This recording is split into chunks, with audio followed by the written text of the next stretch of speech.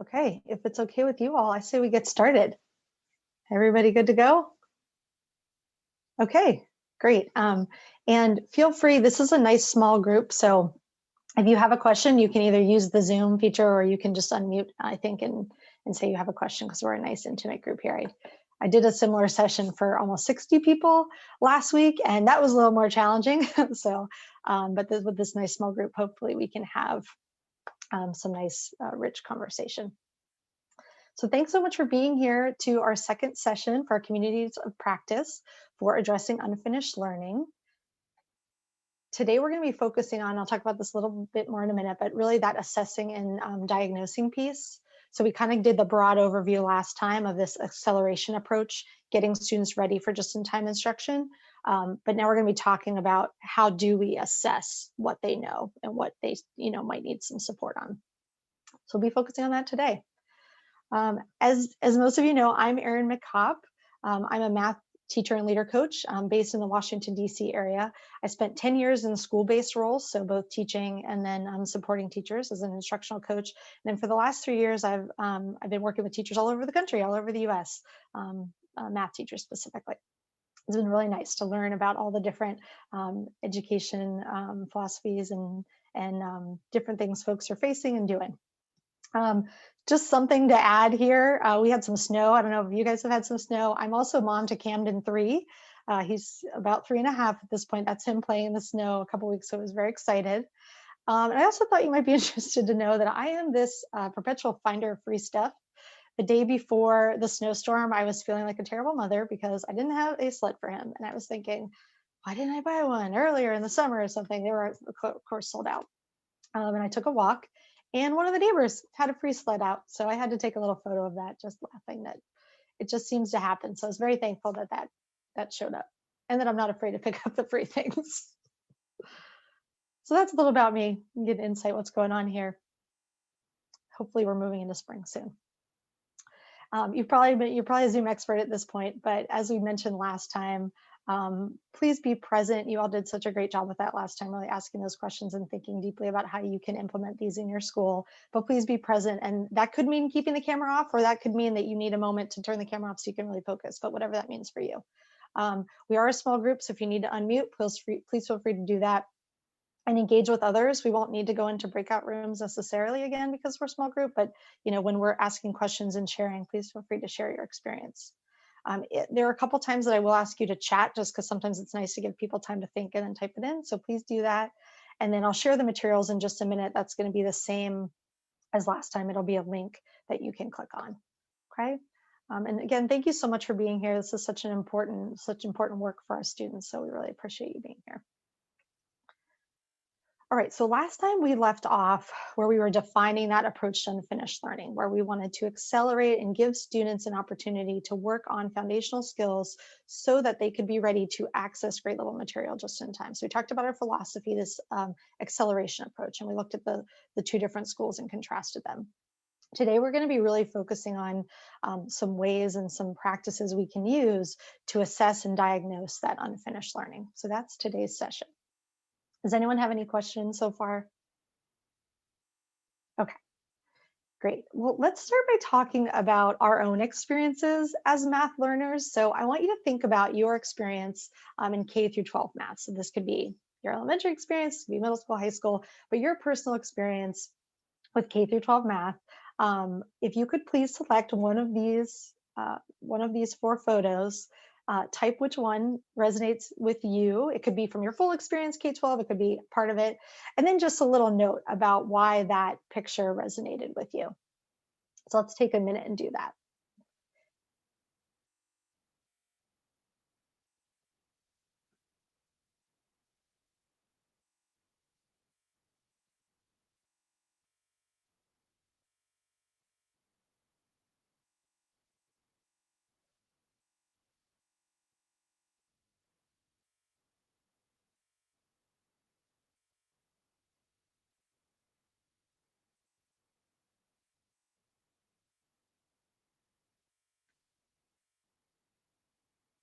And then go ahead and take a minute to read others' responses.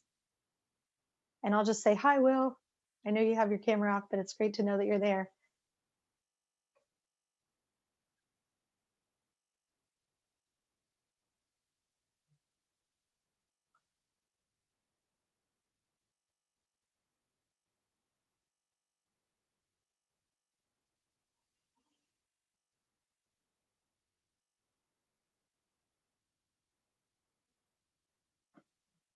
And I'm just taking a moment to read them all.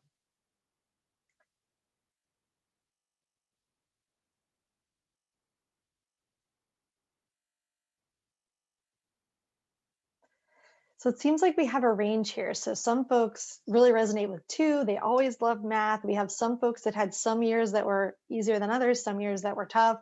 We have some folks that, math was difficult for them.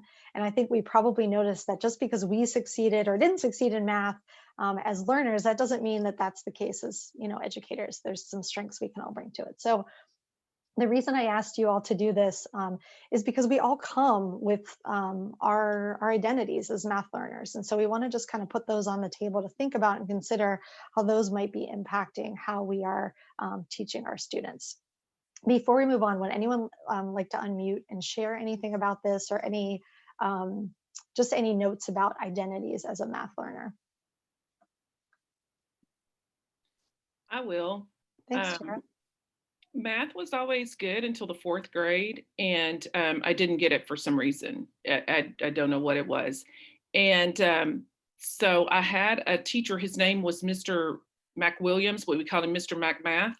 And so instead of saying I did not understand, I just decided, because you got your papers back and you had to take them to your parents to get them signed so that hopefully they would help you with it. Well, I just decided to forge my parents' names. I was like, let me just get this done. So my parents did not understand why I failed math and had a conference with Mr. McMath. And that is when I learned the importance of asking, not forging somebody's name, and the consequences that happen with that. But you had to learn, I learned very quickly, because then it was like the pressure of, oh my gosh, now I've got to make up all this work. And I got it after that point. But until then, I don't know why I didn't ask, but I was like, let me just write this off and be done with it. Thanks so much for sharing that. I mean, what a good insight into what a 4th grader might be thinking, And so when we're working with our students, to just consider that and how can we create those opportunities to be open and that, mistakes are productive for learning. So thanks so much for sharing that. Great. So now we're going to, before we get into the material, we're going to do just a little more reflection. Some of you may have had a chance to complete the self-assessment from last time. This was sort of one of the last links I shared, where you were going to take a look at the your current, either at your school or you just yourself, your current levels of certain math philosophies and feeling about the content and beliefs. So let's think about question 2 from part 2. And this was asking about in your schools, how much you agree with this statement. So my teachers and support staff have a strong knowledge of the math content they teach. I'll even preface this by saying, like, as we were thinking about the last question, that just because we succeeded in math at school, at least this was my experience as a teacher, didn't mean that I truly understood some of the connections that are really important, right? And so that's why this question's in there. So just consider this question as we move through today, because a lot of today is about building up that content knowledge and making the school environment a place where teachers feel comfortable being vulnerable about asking questions about the content. I think sometimes as teachers, we want to feel like we have all the answers or we know it all. But a lot of this is about being putting ourselves out there to say, like, hey, there are some things that I didn't necessarily learn in school that are important for me to know. All right. So in the last session, when we talked about the acceleration approach to unfinished learning, we said that there were 3 key actions. So we said there was understand the math we're teaching, diagnose students or uncover their previous learning or unfinished learning, and then make a plan and take action. So today we're going to focus on the understand and diagnose portion. I'm going to drop the link right now in your note catcher or in the chat to the note catcher. So take a moment to open that up, and that will have all our materials for today.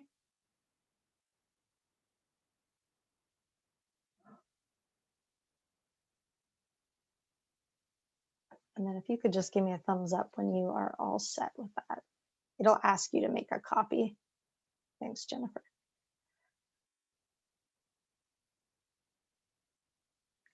Thanks, Megan.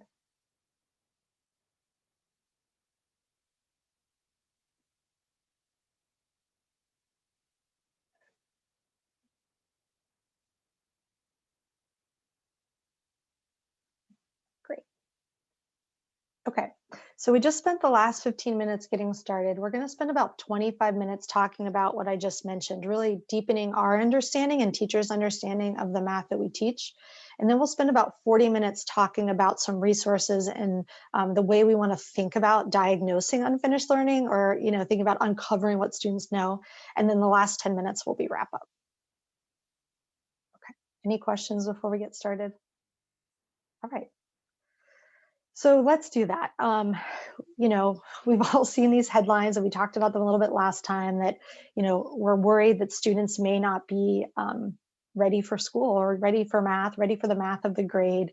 This happens every year, but this year especially, we have this great concern for our students. But I want us to shift our thinking from student readiness to our readiness.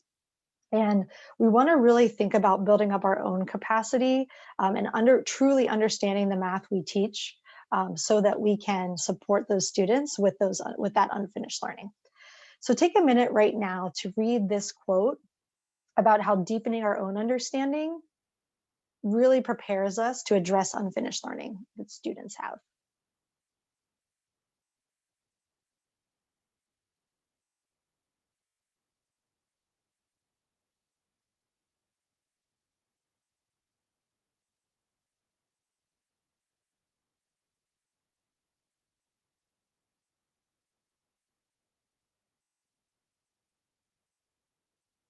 And if I could have a volunteer, anyone who part of this resonates with, if you could just come off mute and share what part of this resonates with you.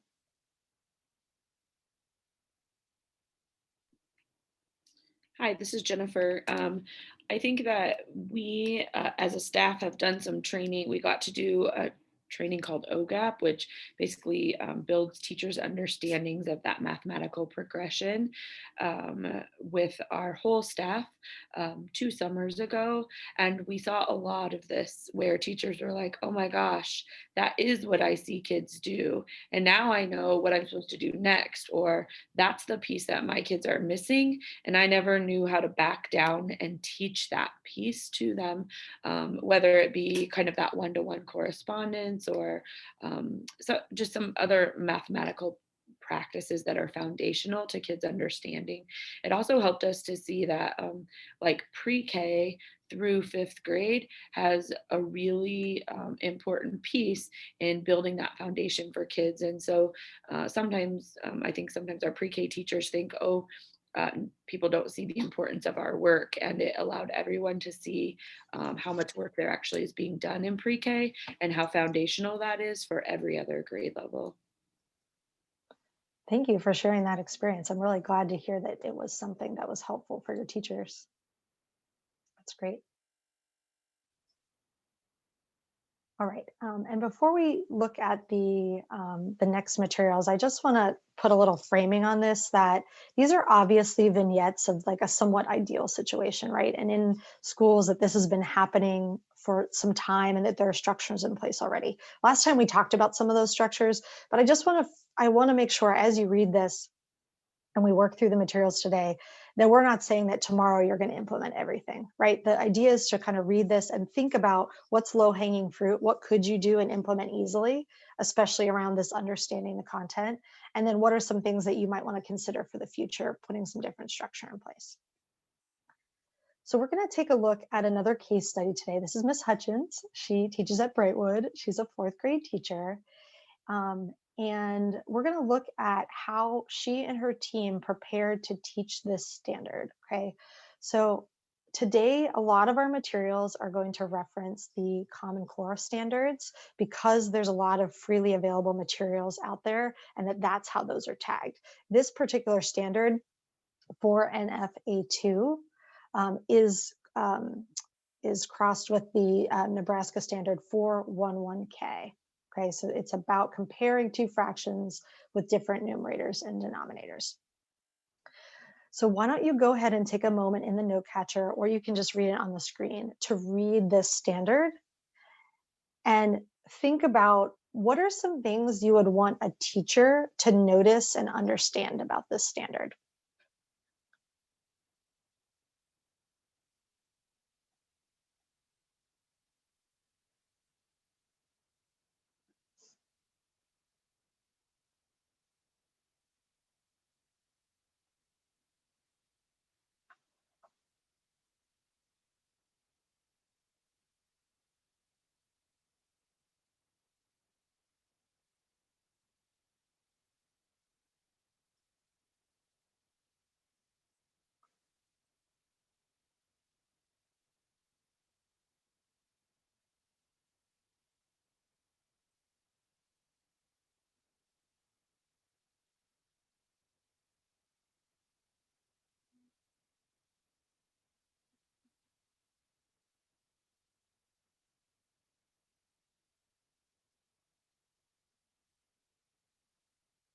Okay, so hold those notes for a moment. And now let's take a look at what the team did at Brightwood. So, with the support of their content lead, what the team did together to unpack the standard and really understand the standard. So, on the next page in your note catcher, page 2 to 5, you'll see a vignette where this teacher, Miss Hutchins, who was previously a social studies teacher for 1 year, and now this is her first year teaching fourth grade math, she is looking at the standard herself, and then she's meeting with her team to discuss the standard. So take 4 minutes to read page 2 through 5, and then we'll come back together and discuss what you notice and wonder.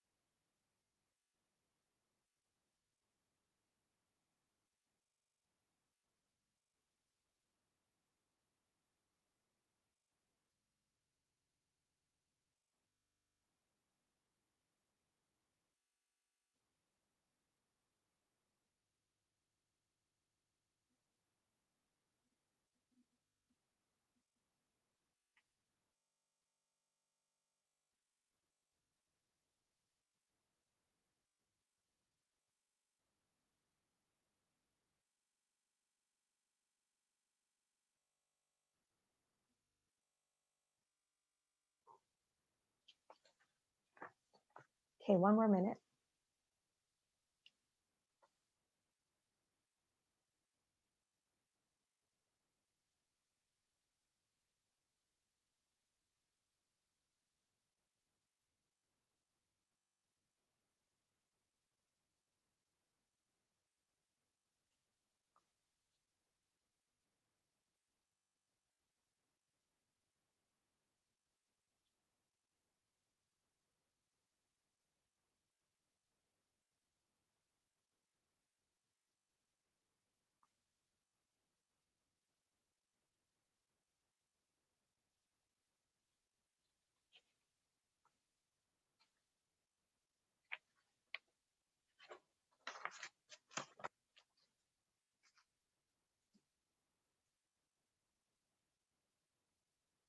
All right, whenever you're ready, please chat something you noticed and something you wondered about this team and this teacher's process.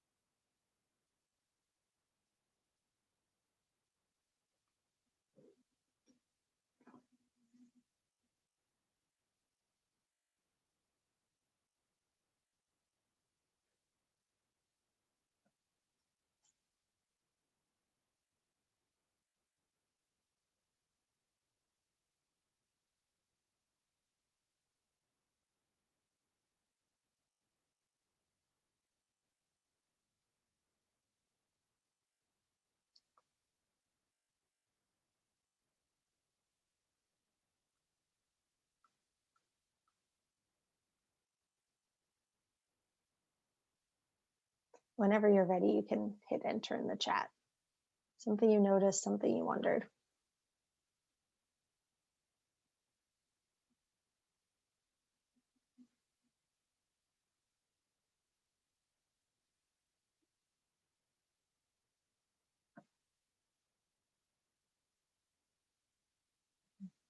The concentration on the benchmark of 1/2.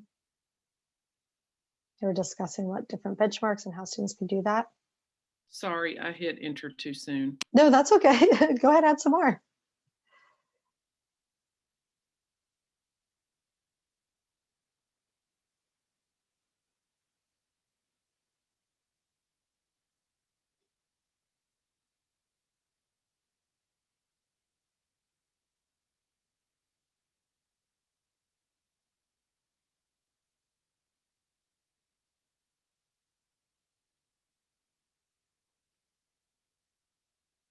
Mhm.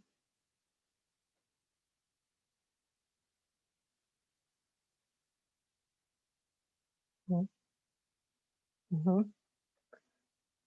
Great, thanks. Jennifer, I appreciate that you mentioned that if they're having this as a conversation, that they might be willing to reach out to each other throughout the unit. They're willing to share their strategies.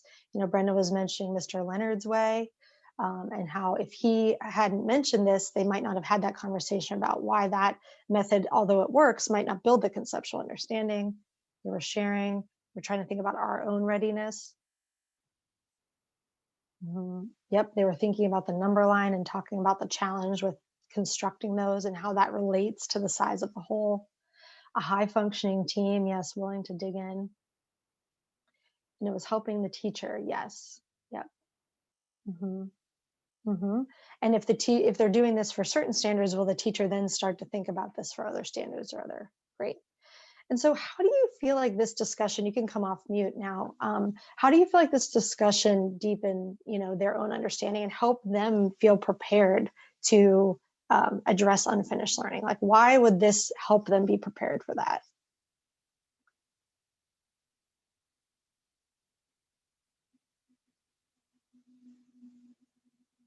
By having this conversation, why does it make them more able to meet students where they are?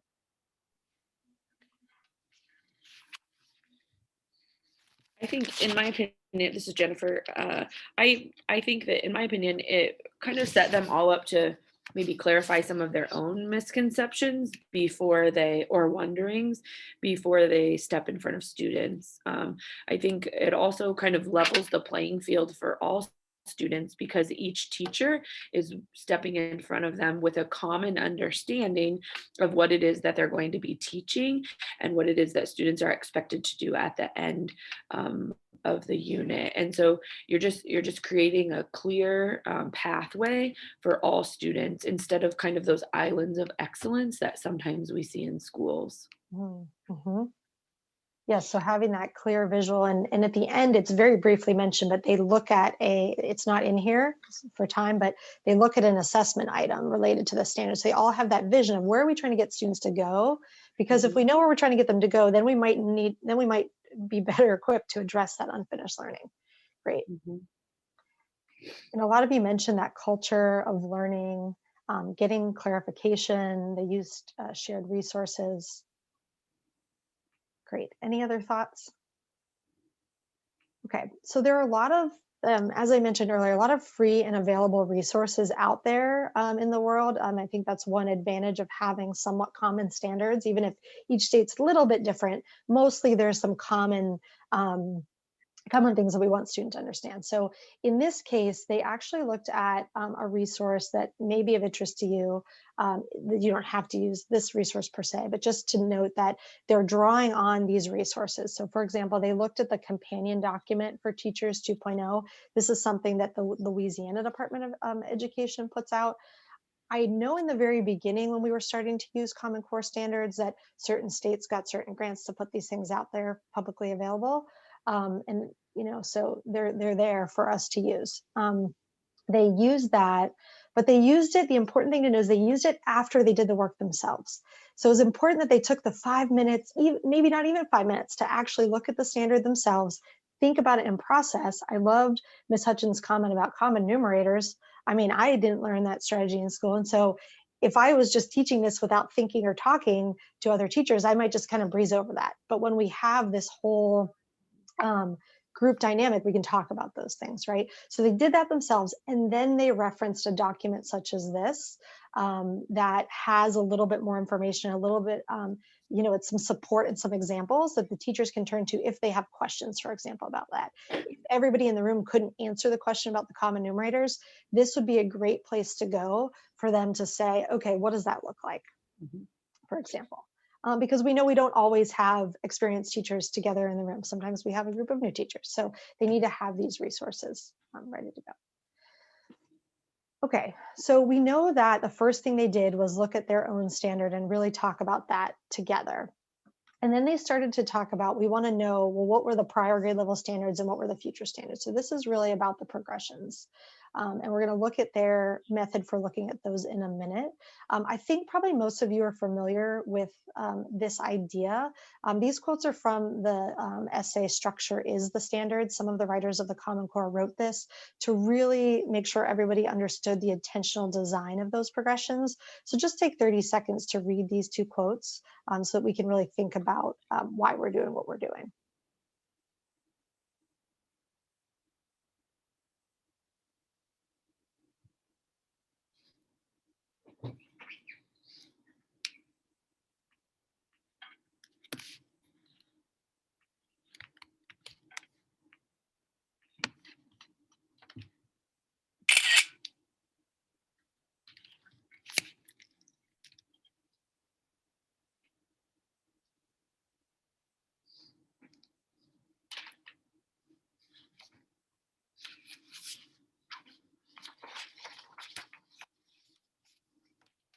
All right, so, high quality curriculum does this. They weave in the progressions, but it's important that we as educators understand those so we can tap those resources in the curriculum, right? So that we can see where it's happening and so that we can use those nuances that are there to support our students. So the idea is that we obviously don't want to think of math as these little bits and skills. It's a broad continuum for students, and there are connections, and it's our job to make those connections.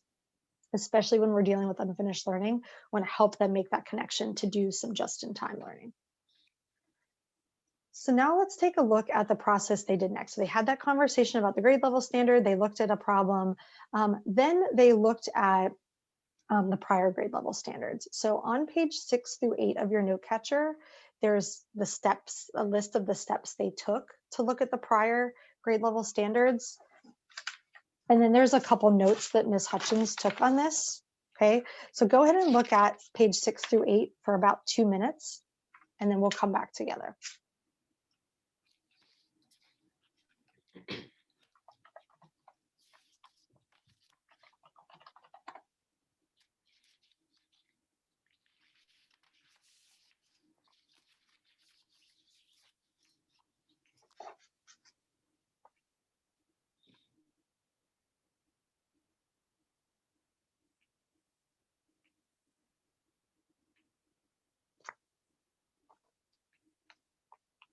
Your protocol. About that.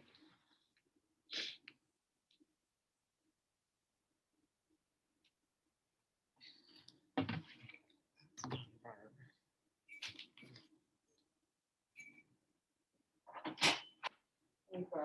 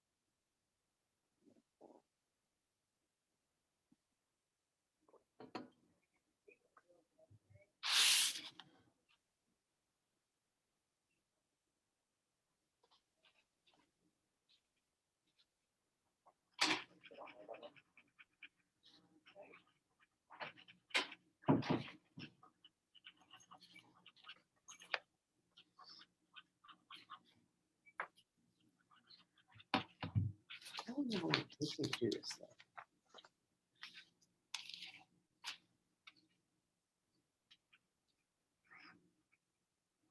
Well, I think that so like annotating that standard beforehand, that conversation looks long, but it's probably not super long, right? And then to move into, so this is looking at what kids should have done last year, and they have them take that, do an assessment item from last year to see what students should be coming to you with and what might they be missing, which would be really good for some of our teachers, particularly in this fraction piece, when they're trying to figure out what holes do they need to fill quickly, that just-in-time instruction before they move on. Oh, shoot. Sorry, I didn't know I wasn't on mute. No, I think this is a great, I mean, I think on Zoom, people mute themselves and then we don't get to hear these great conversations. So I actually appreciate that you were off mute. You know, if we were in a room together, we would get to hear this, you know, and I think that's one thing that, I mean, at least for me, just been a little sad about the last year that we Oh didn't my get to gosh. I'm so, honestly, so sorry. People are I think that's a perfect segue because we were going to start talking about how does this process for uncovering that progression equip the teacher, Ms. Hutchins, to diagnose and assess that unfinished learning. I think you hinted to some of that you know, they're doing the previous grade level standard. But let's open it up to the team. So how does using this process equip them to assess and diagnose unfinished learning that they might need to address?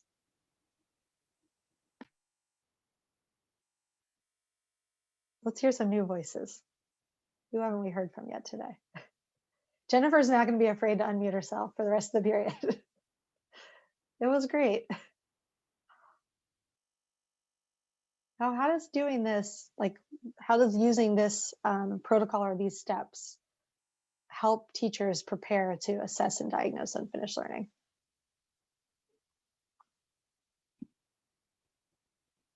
And you can share aloud if you'd like. This is Brenda. I'm at Clinton Elementary. I noticed, or I often notice as I'm planning with teams that they don't know or not aware of what students are coming to them with from the previous grade level. So I feel like teachers need to know where to look to find out what those standards are in the previous grade level. And this is an important document to be able to find from the state. But I think that that's important work to know that this is what they're coming to you knowing, and sometimes you might not understand the missing pieces that they might not have of fractions or whatever the content is coming in. And especially important now with what they may or may not have missed in fourth quarter of last year.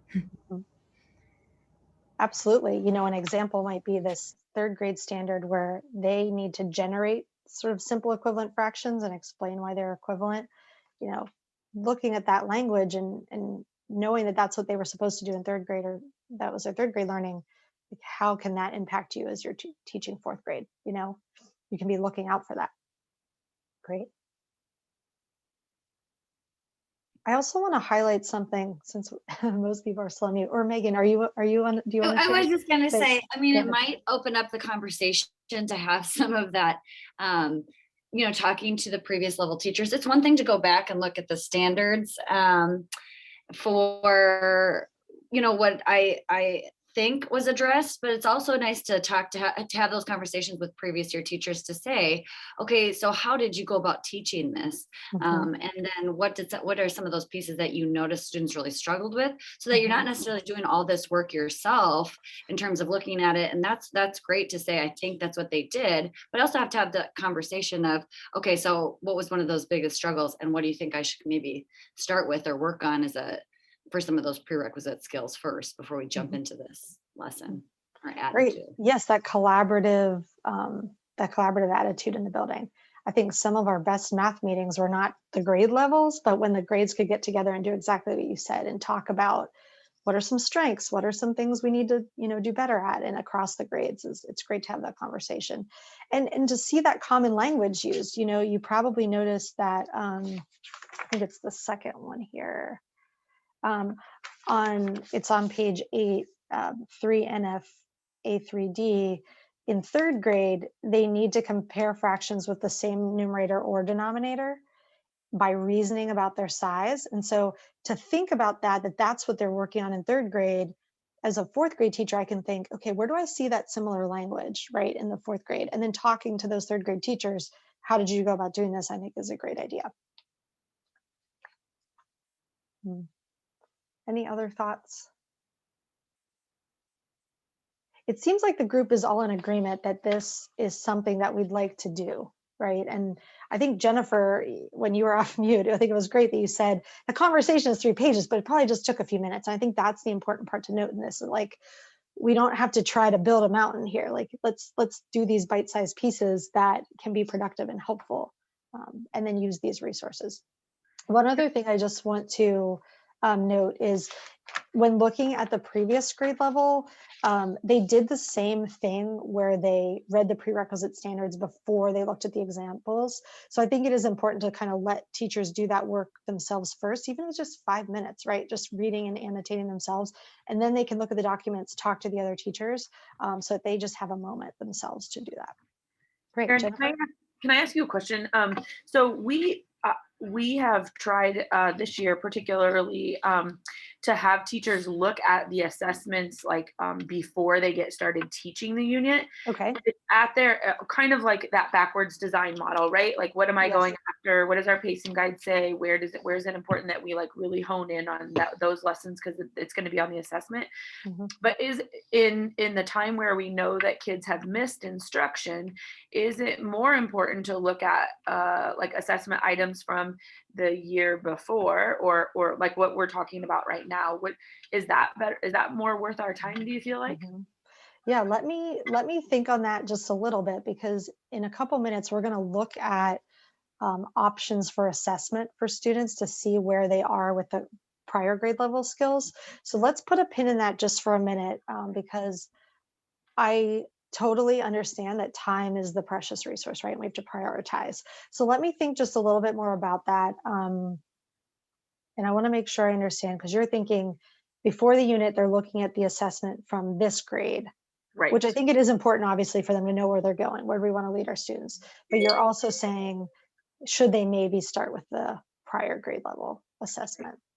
Yeah, Okay. and I guess part of my thinking is, and I guess we could get after that maybe in a roundabout way of what were the previous standards? Can we pick a like an OGAP item, so they almost do kind of like a pre-test, and then bring that, and then start that conversation about, okay, so now look at this upcoming standard, like comparing student work that we have as a pre-assessment kind of to where we know they're going. I don't know. I would appreciate your guidance, because time is always the thing, but we want to make, I think that's what we've seen with teachers so far, is they know what the assessment is asking kids to do at the end, so they're kind of jumping in and starting there, and then sometimes frustrated because kids are confused, but it's because they have that loss of learning.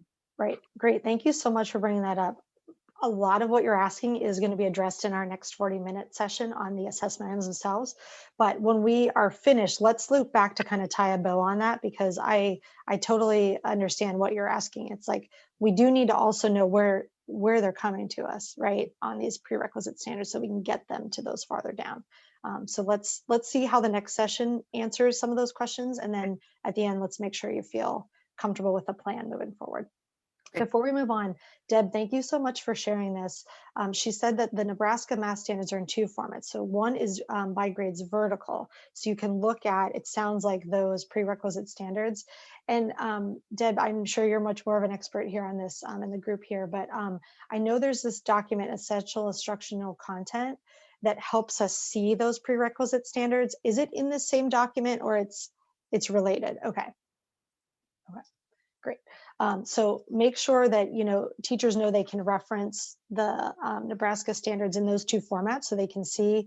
And then the teachers in this protocol, after they looked at looked at the strategies themselves, they were looking at this document, this essential instructional content document that we looked at briefly last time.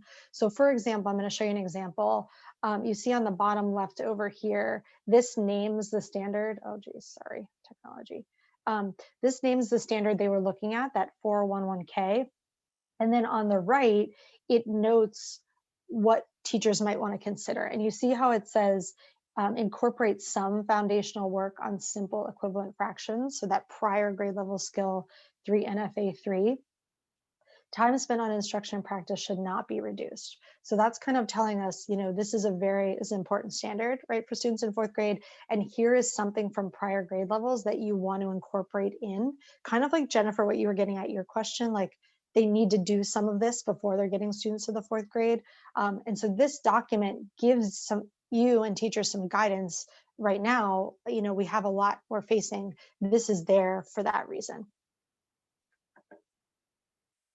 Okay, not all standards have this. So like, for example, multi-digit subtraction using the standard algorithm, there's not necessarily something that, there's not a special consideration for that. As long as you're using a high quality curriculum that focuses on that place value understanding, this document says, okay, there's not necessarily anything you have to do before then. You can move in. But the fraction one, it gave us that example that we probably want to address some of those 3rd grade skills before we're moving into 4th grade, particularly this year. Questions about this resource? Okay. So the big point, and I think you all get this, thank you for sharing, that uncovering the math and the progressions in the standards really equips us as educators, as we're building up our skill to assess and accurately diagnose unfinished learning. If we don't know what they learned in previous grades, or even if we don't know, we didn't talk about where they're going, but maybe in the future where they're going, that helps us strengthen our practice in the classroom. Okay, so now let's dig into the actual assessment piece. So teachers have spent time looking at the standards, their own standards, they feel comfortable, they've asked questions. Now, how do we figure out where students are, right? And so we want to uncover what students know. There's 3 steps to diagnosing students unfinished learning. So one is identify the right diagnostics. So, I think Jennifer was hinting at this too, like, should we give this diagnostic? What should be in there? So we're going to talk about that, like, how do we pick the right diagnostics? And then once we give it, we need to consider what constitutes evidence. So like, what are we looking for that students did or did not do? And then we need to interpret that evidence. So what does that mean for us as teachers? We're not going to talk about yet, so not in this session, we won't talk about what we do next. We're going to talk about the planning and how to address it in our next session. But this is just talking about how we're going to interpret the results of those diagnostics, okay? So let's start with identifying the right diagnostics.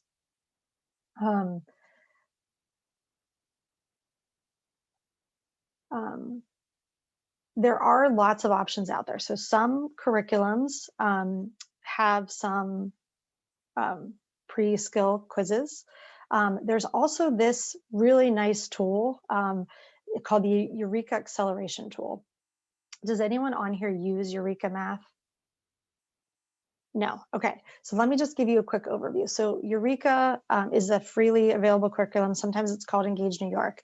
And so there's some resources built around it, but it's not Eureka specific. It's really built around those standards. Okay. So they're organized by something called a module. And a module is like a unit. And then within those modules, they have topics. Okay. There is this thing called the Eureka Acceleration Tool. And something really great about it is that it includes a diagnostic of prerequisite standards by topic.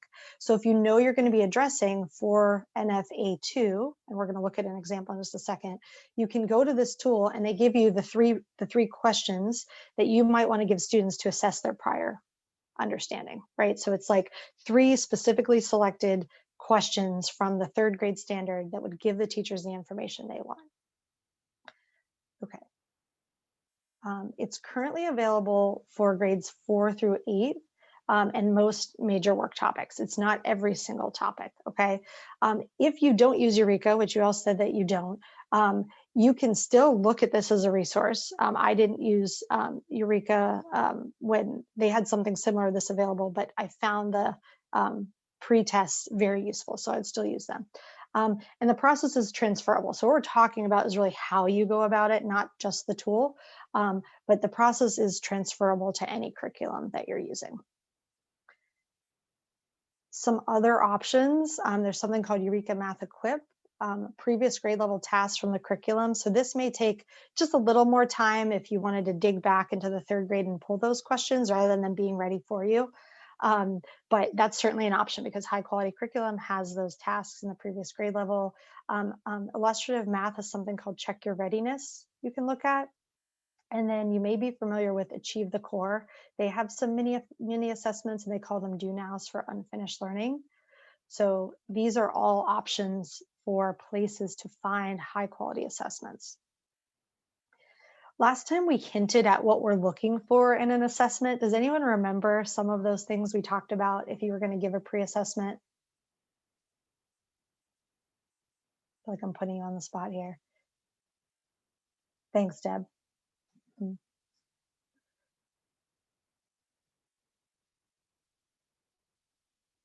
So when we're giving a diagnosis, we want it to be timely. So we don't want to give an assessment at the very beginning of the year and then assume that that's where students are later. You know, we all need time to warm up when we go to the gym or we're playing a sport. You know, we need time to warm up in the school year. And so these need to be timely. So they have to happen at the unit or the topic level, or sometimes even the lesson level. You may give one question the day before to inform your instruction for the next day. But the idea is that you're giving them before the unit. They need to be targeted, so really specifically targeting those key concepts, the prerequisite concepts. They need to be manageable, so they need to be quick, so they're not taking too much instructional time. You know, we as teachers, that's the worst thing when we have instructional time taken. And so a few questions that are not going to take away from that time and are manageable for us to review, right? We want to read each student's responses. And so if it's 20 questions long, we may not get to that. And then just to note, these are obviously all formative assessments. They're assessments for learning, not of learning. So, you know, we use it to adjust our instruction or figure out where we need to go. It's not necessarily, you know, something you're grading students on, and it's not like we're looking at students and saying where we think they should be. You know, we're really trying to figure out where they are. Okay, questions about the principles that we're going to want to use when we give these pre-assessments or diagnostics. Okay, the benefit of some of those resources I mentioned earlier is that they are targeted and manageable. So that they've sort of done that work for us and it's there. So that's just one advantage of using that. You can certainly make your own, or if teachers have a couple questions that they want to use, they can certainly do that. It's just those resources, someone has done that work for them and it's there. Okay. So now we're going to zoom in on one component of that acceleration tool. Let me share the link with you. Just give me a moment. Or I'm sorry, the link is actually in your note catcher. So if you look on page 9 of your note catcher, there's a link so that you can see this tool. So let me give you a moment to get there.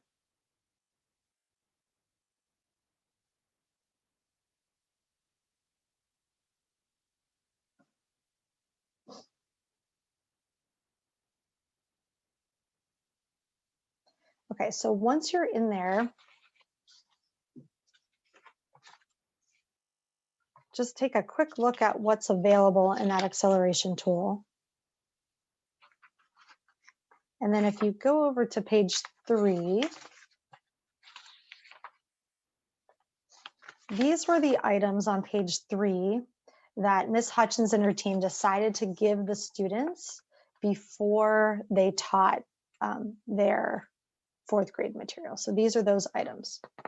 Okay, you'll notice that each part is organized into 2 to 3 parts, like just very brief. Okay, it's aligned to something about that foundational standard. And so there's, it's brief, but it's enough to get some information. So why don't you take a minute right now to look at those 3 problems. So that's on page 3 of this Eureka assessment tool. Look at those 3 problems, do them if you like, and tell me what you notice about these questions and how do they relate to that standard we looked at earlier, the 4th grade standard.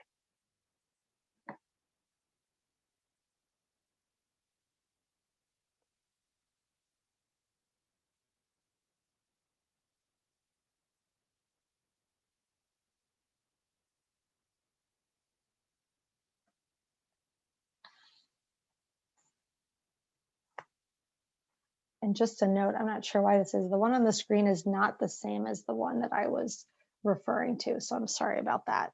It's on page 3 of the acceleration tool. Question 7, 8, and 9, right? Yes, thank you. Question 7, 8, and 9.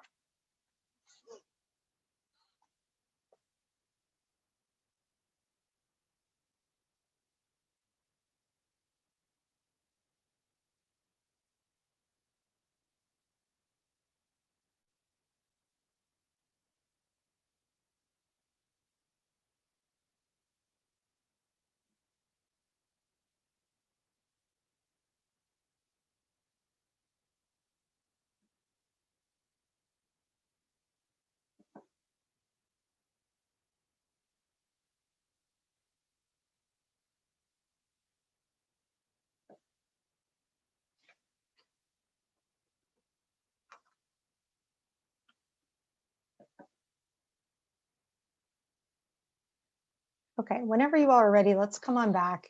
And I'd like to hear what you thought about these. So this 3-question assessment, giving this before teaching that 4th grade standard about comparing fractions.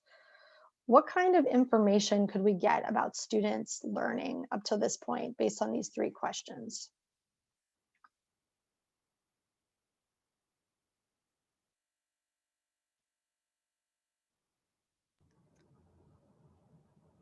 And you may kind of have to flip back to that standard itself, and that's no problem. I was looking back at the standard and noticed that they are wanting students to be able to justify their thinking. So this little pre-assessment might give us information about what kinds of fraction models students are coming to you with. Excellent, great. So we know what they're using as their models, great. And this assessment specifically says justify your choice, so that we could see that. What else?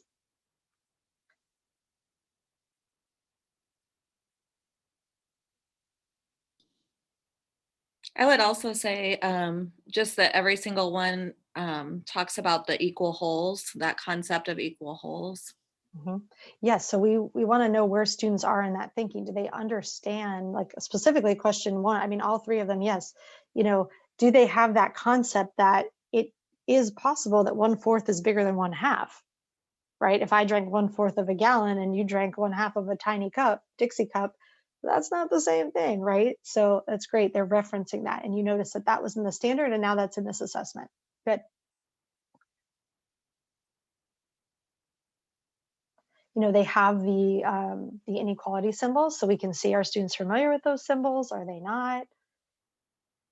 And then it has one example you probably noticed. Number 8, they had common denominators, and number 9, they had common numerators. So that was the 3rd grade standard, that they were supposed to be able to compare those by reasoning about the size of the pieces. And so this gives us that quick snapshot. Are students thinking about the size of the pieces? And do they have this prerequisite skill of, okay, I have 2 things that are the same size pieces, 2/6 and 5/6, that has to be bigger. But number 9, okay, I have 2 things that are a size 1/6 and 2 things that are a size 1/8. You know, why is 2/8 smaller? Well, the pieces are smaller because they're 8s. So you have some insight into that student thinking when you do that. Great. Thoughts or reflections on giving something like this, like a 3-question diagnostic?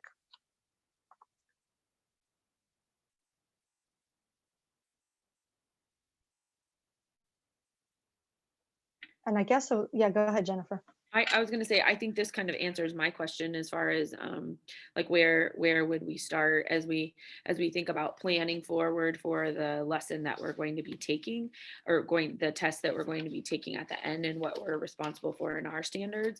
Then knowing that we have this piece to kind of start that unit, I'd say this is much higher quality than the kind of pre-assessment that our curriculum gives.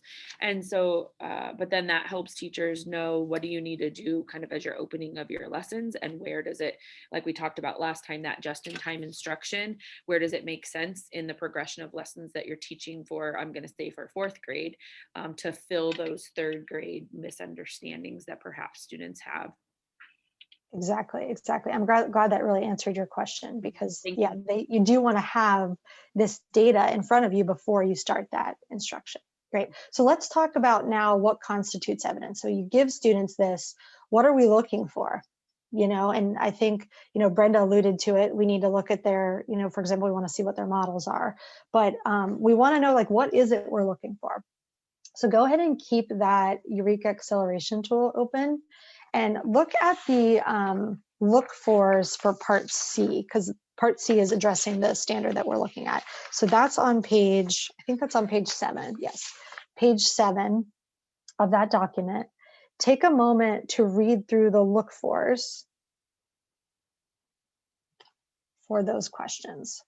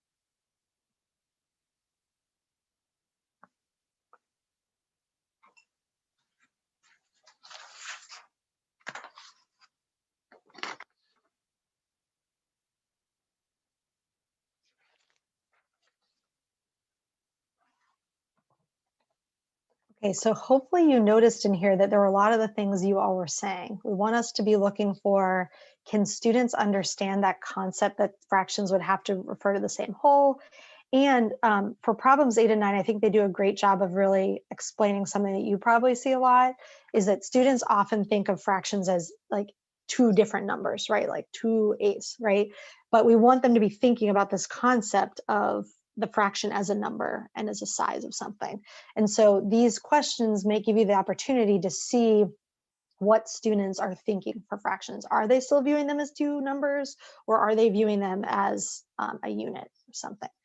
You might have also noticed on the far right here, it lists like if you were looking for something like a resource to reteach some of this stuff for just-in-time instruction, it does list a resource. So you could Google, this is sometimes how I find these, you know, I Google, you know, Eureka Math, grade 3, module 5. And then I open it up and it says topic F, lessons 28 and 29. So that resource is listed there if for some reason you need a resource to address these for the just-in-time instruction. You also can certainly turn to your high quality curriculum, you know, the 3rd grade curriculum, but that's there just if you need it. So in an ideal world, we would spend a minute right now creating an exemplar response for these, but we're just a bit behind time. So I'm going to actually have a skip that if that's okay with you guys. But just to think about, this is what something you'd want to have teachers do. And it would go a lot faster with them. Like we'd be having this conversation. Okay, let's do these. What would you want to see? You would want to actually, mark those out. Like Brenda was mentioning the models. So you might draw the models that you're hoping to see, including with precision. Okay, so then, we give students this, then we have to obviously interpret that evidence and figure out, based on what students wrote, what do they know and what do they not know yet, okay?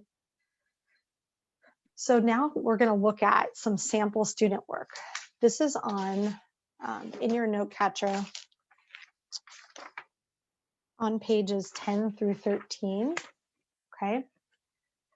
So we're gonna look at how Ms. Hutchins interpreted the evidence that her students gave her by answering these questions. Again, I want to reiterate, this is big picture. We want to eventually get there. Maybe you're not doing this immediately, but this is just the ideal. I also want to note that it might be true that the teachers don't take such extensive notes for every single student. They may end up looking through a few, kind of batching them, and then taking notes on sort of groups of things they notice. So I don't want you to be, get scared looking at this thinking, how are they going to do this for every student? We know time is the challenge, but this is kind of that ideal, and to give you an example of what the teacher would do with the evidence. Okay, so let's take 5 minutes to look at page 10 to 13, the student work, and then the notes below that the teacher wrote about it. Okay, 5 minutes, and then we'll come back together and have about 10 minutes to talk about what we saw.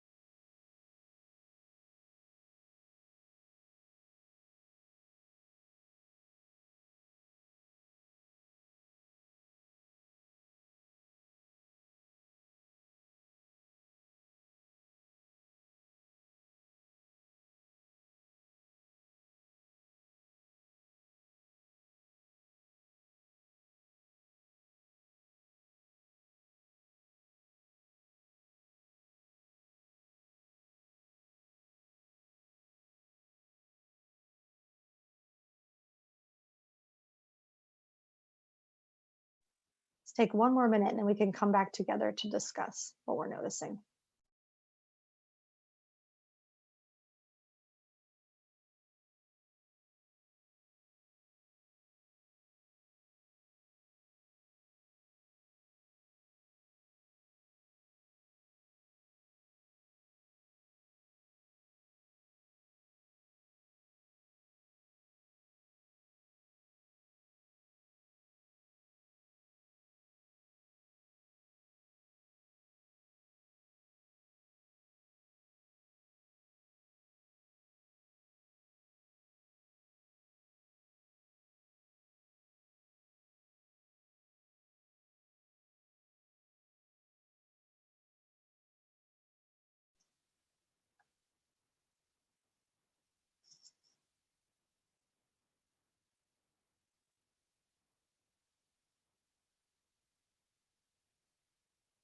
Okay, I'm going to give you just a moment to get your thoughts together because I'm going to ask us to do a whip around where we have everyone share something about what stands out to you about this analysis. So you can just pick one thing that stands out. So we'll do that whip around first. And then as long as we have time, we might still be just a bit behind time. We can do a couple responses to the second question, which was, how does the previous work, understanding the standards progression, help the teacher interpret the work? Okay, but let's start with number one and let's just go one by one and share what stands out to you about the teacher's analysis, which are the notes that she wrote down below. Thanks, Megan. I noticed that kind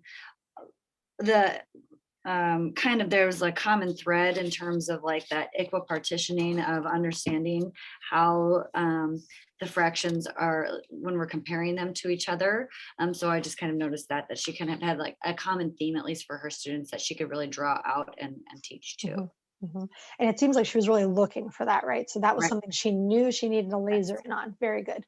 Nice. Other things that you noticed?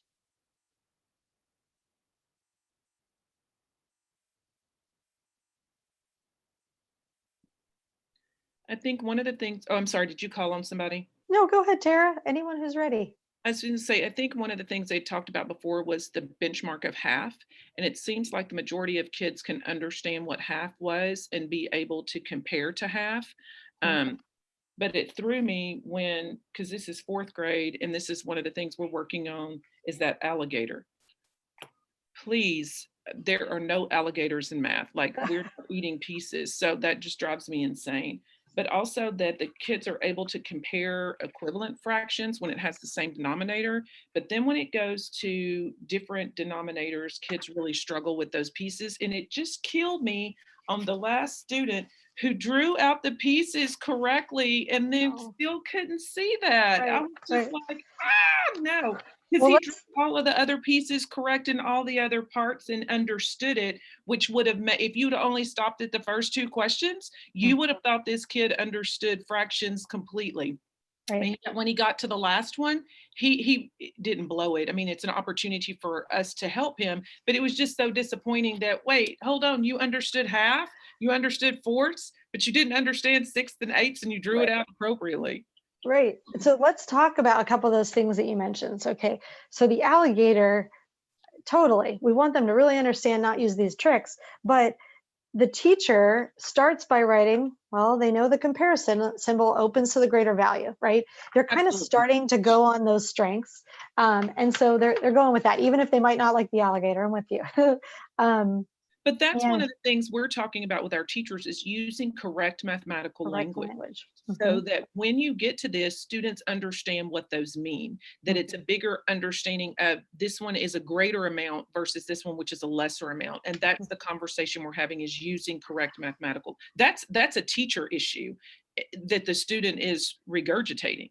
So instead of, you're talking about in your school, instead of focusing on tricks, you're doing the push towards correct mathematical language. Great. You know, and this could be a great conversation to bring that up. Say, hey, I noticed a bunch of kids put alligator. Let's think about how we can teach it differently next year, right? Like, to open that conversation. Great. And then I want to also note what you said about, I think you said a lot of great things about student 4 and how they drew it. And it's very clear to us that 2/8 is smaller than 2/6, right? It's clear to us. but that gives the teacher information.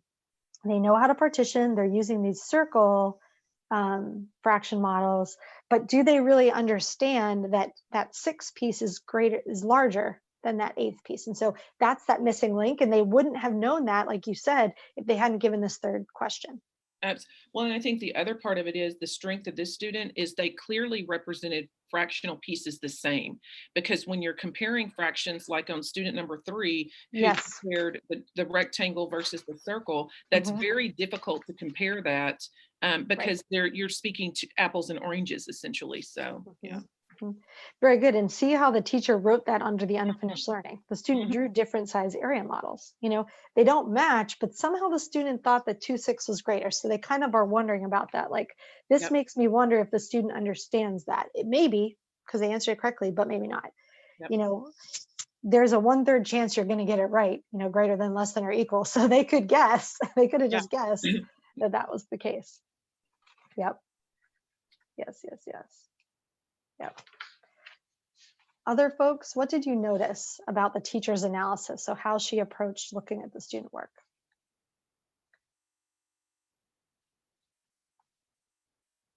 And you can blend your answer to the second one just so that we can keep up on time. So how did the teacher doing the work looking at a previous grade level standard and digging into that as a team, how did that inform them being able to look at this assessment? How did it support them to be able to take these notes based on what they saw?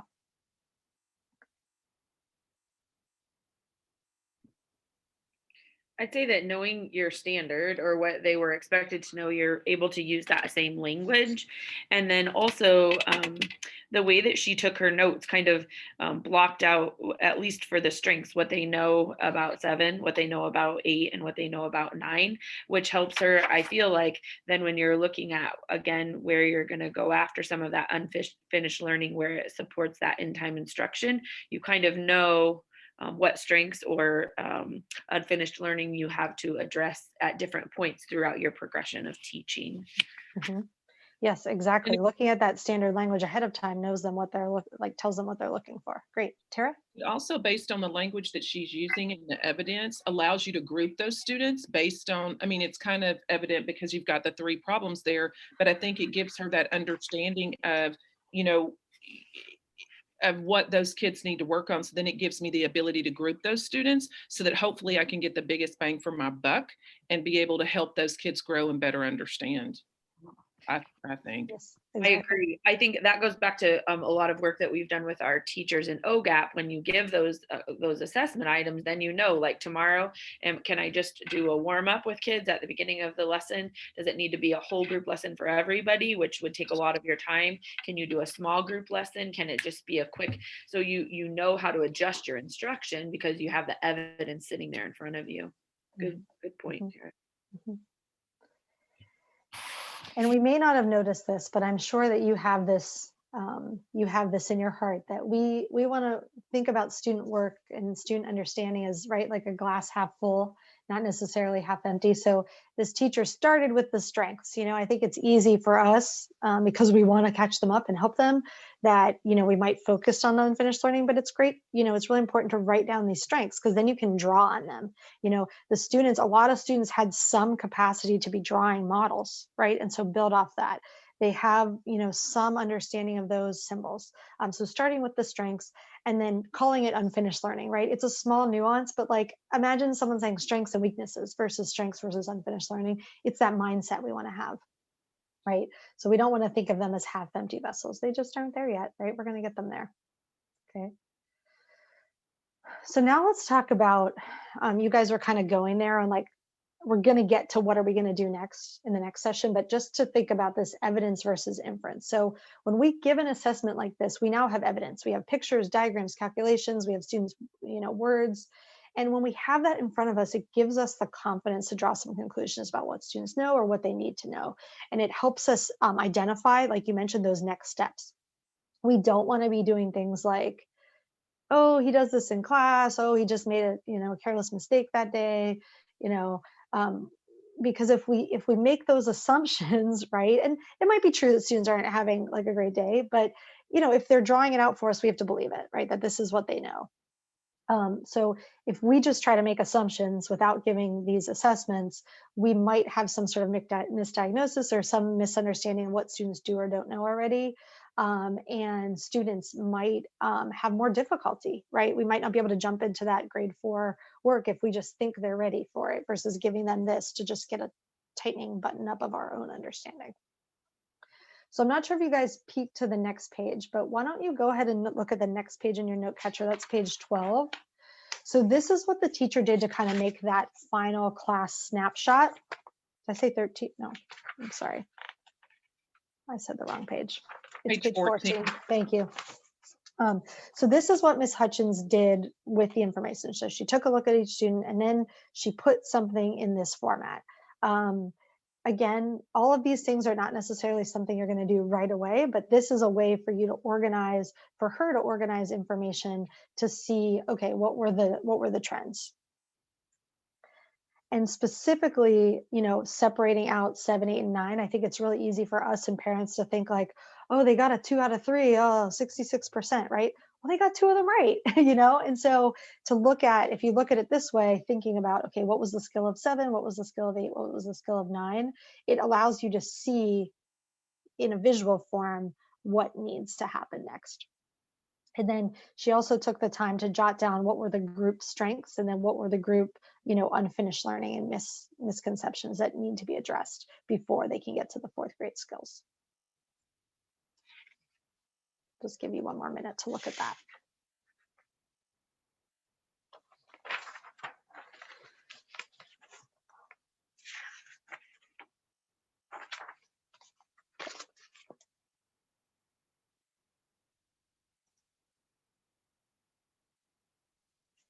So by doing this, this gave, again, the teacher an ability to see the student's strengths so that she knew what to build on. The specific models, so like Brenda, you know, alluded to that earlier, it's really important we know where students are coming to us with the different models. We were really looking for those concepts about size, the size of the whole, the size of the pieces, and then gave her an ability to look at those misconceptions, right? And then you could look at this list and say, okay, it seems like a lot of the class needs some work on that referencing the same whole, number 7. So let's do that as whole group. Whereas number 8, we have a smaller group that still needs some work on. I think that one was the common denominators. So then we can put students in those fluid groups. And remember last time we said, students, if we're going to group them, it has to be fluid because not all students have the same gaps in all the different types of math that we're doing. So want to make those the fluid groups. Okay, it gives us that big snapshot. Okay, we're almost there. And just so that I can do a check for understanding like any good teacher, I'd love to hear from you what you felt like the key points of the session were today. Like what are some big takeaways that you have for yourself or that you would want someone else to take away from this session? And you can go ahead and unmute to share. What are some key takeaways that you would have said? And there's not a slide for this. I just wanted to hear where you all were.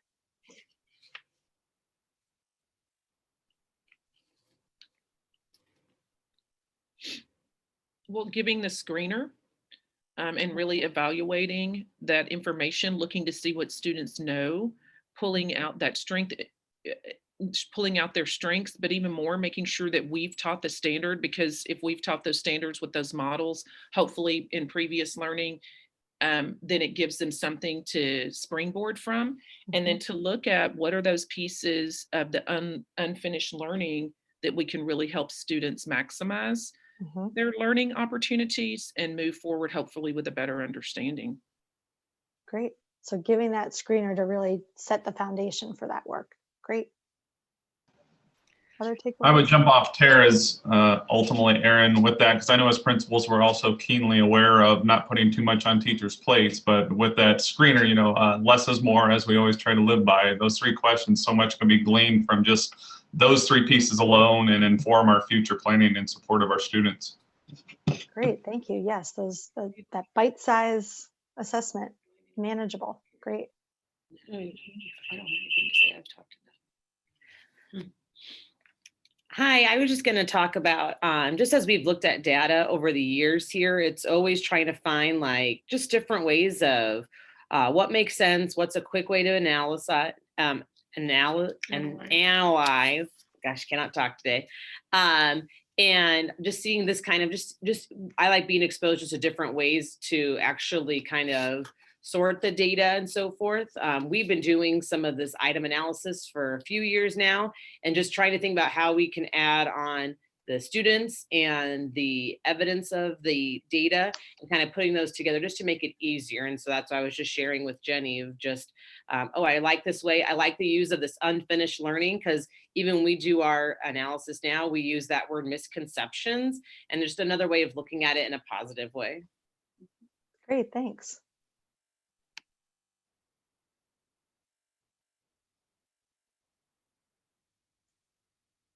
All right, well, I think you all hit the nail on the head there. To accurately diagnose students' unfinished learning, we want to look at bite-sized amounts of data and just in time. So right before we're going to teach it, a week or two before, not at the very beginning of the year. And then we want to use that data, interpreting that evidence, doing that analysis of student learning, and really specifically looking at what students do understand, what they can do, what they don't understand, and having that in front of you. So thanks for bringing that data piece up, Janine. Really important. Okay, so let's wrap up here and let's reflect on how this is going at your school. So it sounds like we have some folks who have really been in this work for several years. We have some other groups that maybe want to do some more, but let's think about for a few minutes, and you can jot this down independently. To what extent is this currently happening in your school? And what implications might this learning have on how you support schools or how you support your teachers with diagnosing unfinished learning? This is on that last page of your note catcher on page 15. You can take some notes there if you'd like, or you can jot it down.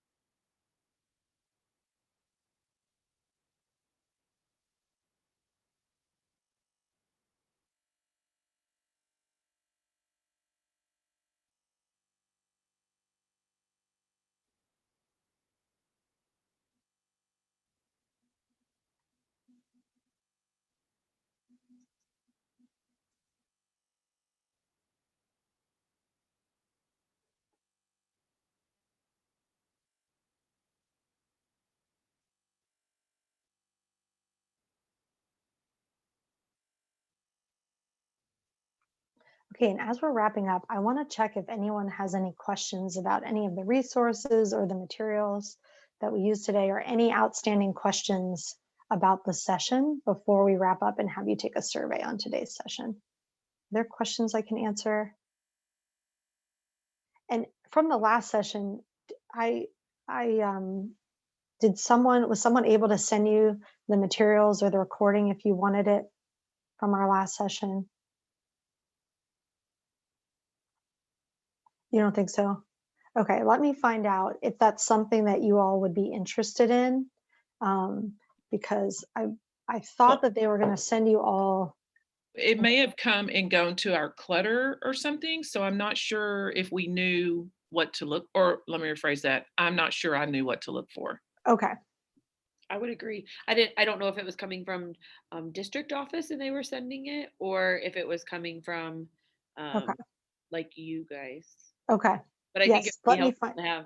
Okay, great. Yes, because I want to make sure if you wanted to look back at some of the resources or, look at some of the names of those things, that you could do that. Okay, let me find out, and I can try to get, I think someone has your email addresses since you signed up for this, so I can get it to you. The next time we meet, we're going to be talking about what we do next. So after we look at the data and student work, how are we going to plan and take action? So how will we plan to do those supports for students to get them ready for just-in-time instruction? So that would be like in the whole group instruction. The very last thing we're going to ask you, please and thank you, is to do a survey here for us. Just grab the link. It's really helpful to know. Erin, I do have one question. Yes, go ahead. We were to complete the self-assessment. Yes. Is there anything we're doing with that, or is it just for our own knowledge? It's more for your own knowledge, but it'd be great for you to have that handy for the next few sessions as well. Mm-hmm. Kind of like the process to get you thinking about what are these things that are happening and not yet happening in our schools, your school specifically. Mm-hmm. Yes. Thank you for asking. And thank you so much for filling out this survey. I know you all are very busy, so thank you for being here today. I'm sure, this is going to make an impact on your students that you're thinking about this. So thanks for being here, and thank you for your feedback.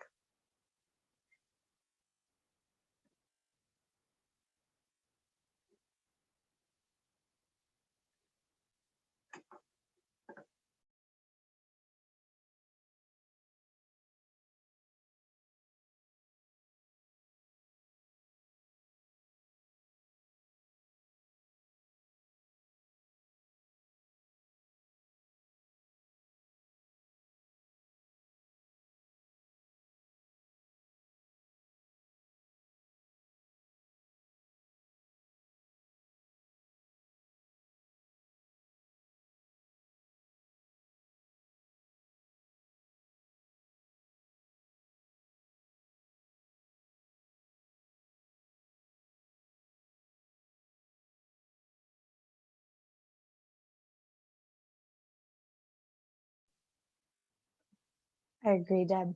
Thanks for being here.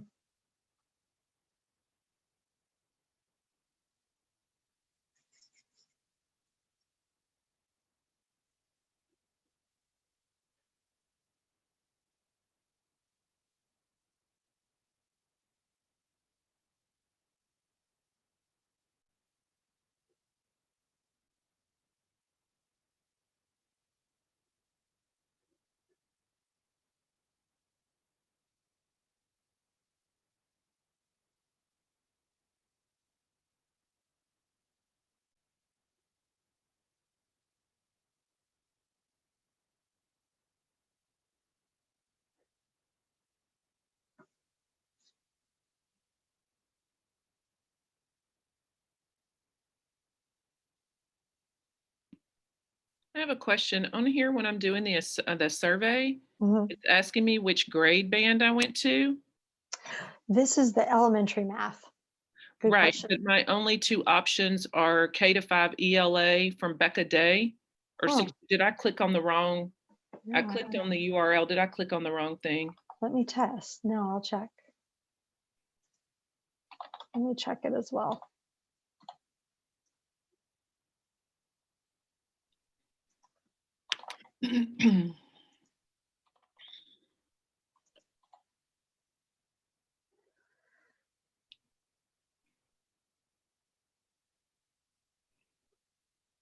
Huh.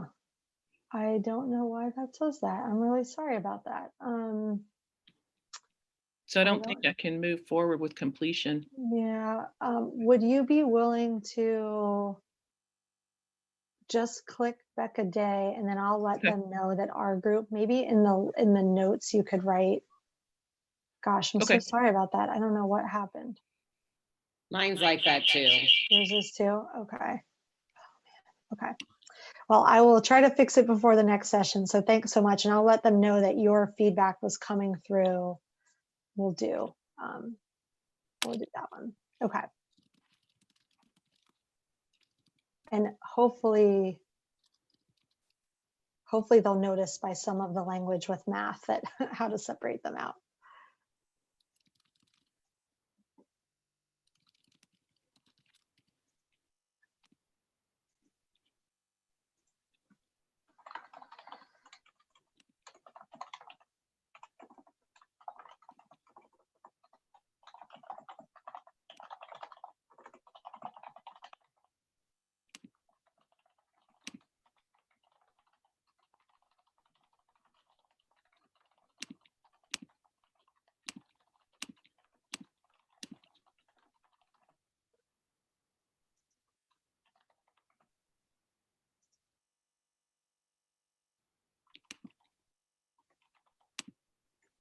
It finally gave me an option for your name, Erin. but Oh, it did.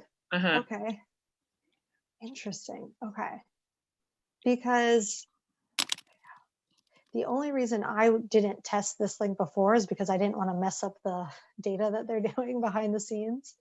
And so I'm going to ask someone to check on it. So thanks. All right. And I hope you guys have a great day. So good to see you again. Are things going okay with you all? I hate that there's not time to just like check in and hear how everyone's doing and the kids are doing. Because they were just recently coming back the last time we met. Yeah. Okay. It's been good, except for the snow days and interruption of Mother Nature. I know, right when we go back, we get all this snow. It's like, what the heck? Yes. We'll get there. So, yeah. Erin, I just want to share with you that I'm so thankful that we're spending this time together, and that it's going to make me cry because I'm just thankful, but that you are helping us just take bite-sized chunks of learning. I want you to know that last time we actually took the item analysis piece that you did, where we looked at like each teacher's things and their top 4 questions that that students missed, and then we dug back into those to think about how do we plan for reteaching without slowing down what we're doing, and where will that fit, and then also looked at the upcoming assessment items and what we were going to be focusing on, and then what we perceived as kids' strengths and misconceptions. And so this just helps us to take that next step, and we've been planning based on perceived misconceptions, and so this is that next step in knowing that this is the misconception, and so this is where we need to plan. So I'm just really thankful for the progression and just those bite-sized pieces that we can take back and use immediately. So know that this time is really valuable to us. So thank you very much. I'm so glad that you're able to use it right away. Yes, I think we find, for teachers and leaders that, yeah, you want it to be something you can use, right away. So I'm so glad to hear that. Thanks for sharing. Yes, thank you. Appreciate that. I look forward to seeing you guys at the next session. Bye, Megan. Bye. Bye, Tara. Thank Bye, you. Jenny. Thank you. Yep. Have a great afternoon. See you. Yes, you too. Bye-bye. Thanks.